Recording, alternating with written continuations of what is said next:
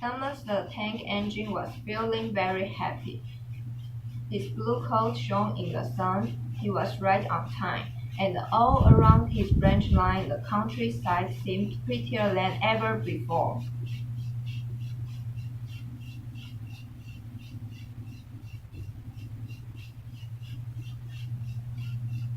Beep, beep. Good morning, Percy. He whistled. My branch is a pride of a line. Would you agree? Yes, Thomas, of course, but But what, Percy? out with it.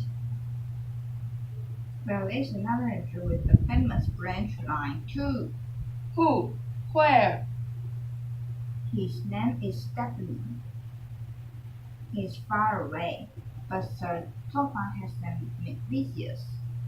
When? Oh, someday. And Percy hurried away. Meanwhile, Stephanie was puffing steadily along his line.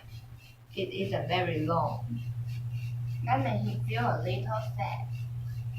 Later, he saw Rusty. The little deeds had helped save Stephanie from scrape. Everyone's been so kind, but my railway is so short, and I do miss a good long run. I think you should tell driver too, Replied Rusty. I'm sure he'll understand. Stephanie soon discovered that indeed he did. Do you know, Stephanie? I feel just the same way. That evening he had exciting news. Guess what, Stephanie? Sir Topham Hattey had invited us to visit the other engines on his railway. Manager agreed. There'll be a really long run to get there. Oh, thank you, said Stephanie. They set off next morning. By now, all the other engines were talking about Stephanie.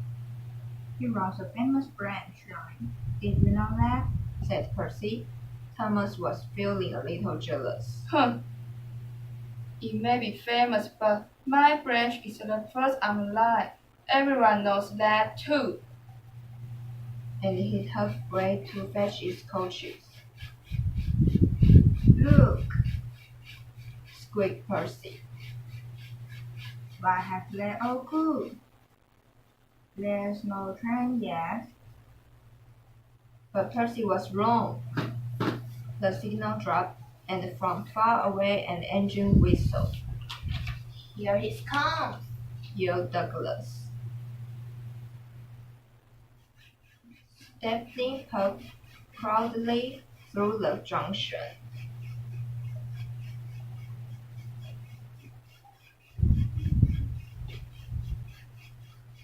I hope you'll meet Thomas too, said Edward. You both have branch line to be proud of. Then Stephanie set off to help the shunt coaches in the yards. They weren't happen together all afternoon. At last Thomas arrived. Sorry, can't talk. It's time for my next branch line train. Mustn't be late.